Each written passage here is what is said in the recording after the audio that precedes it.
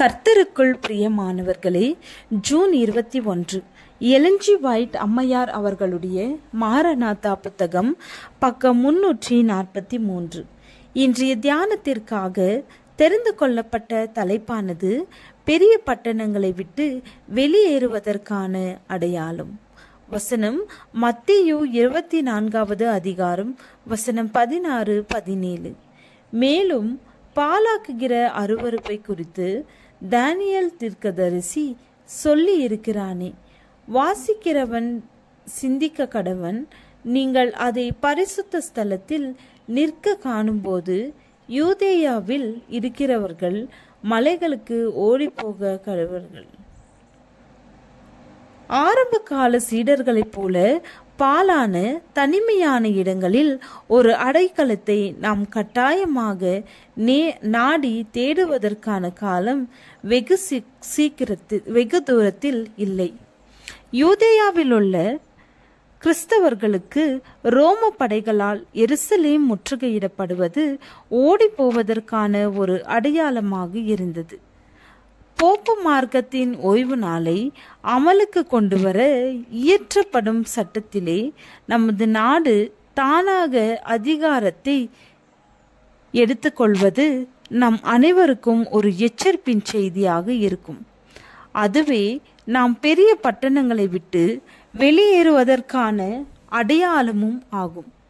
பின்னர் சிறிய பட்டணங்களை விட்டு செல்லவும், அதன் பின்னர் மலைகளுக்கு மத்தியில் தனியாக அமைந்திருக்கும் ஓய்வு பெற்றோர் இல்லங்களுக்கும் செல்ல வேண்டும். பட்டணங்களை மையமாக வைத்து நமது வேலைகள் ஆரம்பிக்கப்படக்கூடாது என்ற காரியத்தில் ஒரு விசேஷித்த வெளிச்சம் பல ஆண்டுகளாக எனக்கு கொடுக்கப்பட்டிருக்கிறது. இந்த பட்டணங்களில் நிறைந்து காணப்படும் கலவரங்கள், குழப்பங்கள், தொழிற்சங்கங்கள், வேலை நிறுத்தங்கள் ஆகியவைகளால் கொண்டு வரப்படும் நிலைமைகள் நமது வேலைக்கு மாபெரும் தடங்கலாக இருக்கும் என்பதை நிரூபிக்கும். பலவிதமான தொழில்களில் ஈடுபட்டிருக்கிறவர்களை சிறு தொழிற்சங்கங்களின் கட்டுப்பாட்டிற்குள் கொண்டு வந்துவிட வேண்டும் என்று மனிதர் முயற்சிக்கிறார்கள். இது தேவனுடைய திட்டம் அல்ல, இது வேறு ஒரு வல்லமையின் திட்டமாக இருக்கிறது. இதை நாம் எந்த விதத்திலும் ஏற்றுக்கொள்ளக்கூடாது. தேவனுடைய வார்த்தை நிறைவேறிக் கொண்டிருக்கிறது. துன்மார்க்கர் தாங்கள் எரிக்கப்படுவதற்கு ஆயத்தமாக தங்களை கட்டுகளாக கட்டி கொண்டிருக்கிறார்கள். இந்த தொழிற்சங்கங்களும் உலகின் நேச கூட்டுறவு அமைப்புகளும் ஒரு கண்ணியாக இருக்கிறது. சகோதரரே, அவர்களை விட்டு விலகி இருங்கள். அவர்களை விட்டு வெகு தூரத்திலே இருங்கள். அவர்களோடு எதை வைத்து கொள்ள வேண்டும், எதையும் வைத்து கொள்ள வேண்டாம். இத்தகைய தொழிற்சங்கங்களாலும் நேச கூட்டுறவு அமைப்புகளாலும் நமது நிறுவனங்கள் பட்டணங்களில் வேலை செய்வது வெகு சீக்கிரத்தில் மிக கடினமாகிவிடும்.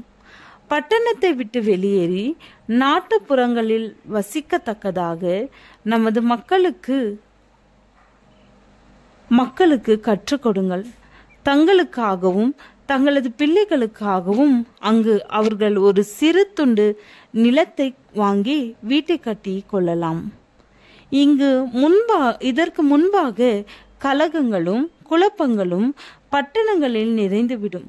அதை விட்டு வெளியேற விரும்புபவர்கள் வெளியேற முடியாது. தேவனுடைய நாமத்தை கனப்படுத்தாதவர்களோடு நாம் நெருங்கிய தொடர்பு வைத்து கொள்ளத்தக்கதான கட்டாய நிலை ஏற்படும் இடங்களில் நாம் வீடு கட்டி வசிக்கக்கூடாது. ஞாயிறு ஆசரிப்பை பற்றிய காரியத்தில் ஒரு நெருக்கடி சீக்கிரத்தில் வரவிருக்கிறது. ஞாயிறு ஆசரிப்பு கூட்டம் தனது பொய்யான கோரிக்கைகளில் தன்னை பலப்படுத்திக் கொண்டிருக்கிறது. ஆண்டவரின் ஓய்வு நாளை கை கொள்ள வேண்டும் என்று தீர்மானிப்பவர்களுக்கு இந்த காரியம் எடுக்கப்படுதல் என்ற நிலையில் வெளிப்படும். தேவனுடைய முன்னறிவின் திட்டத்தால்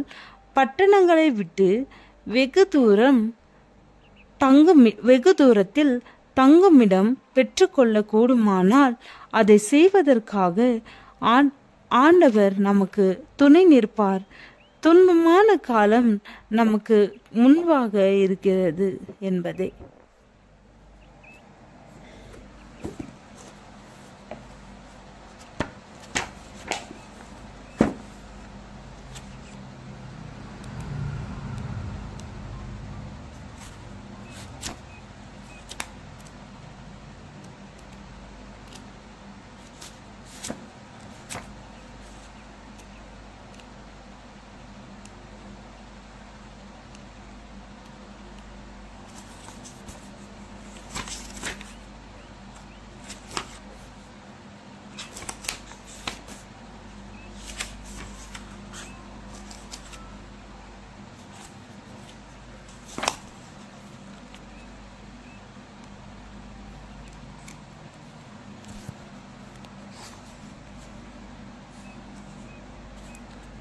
ஜெபம்.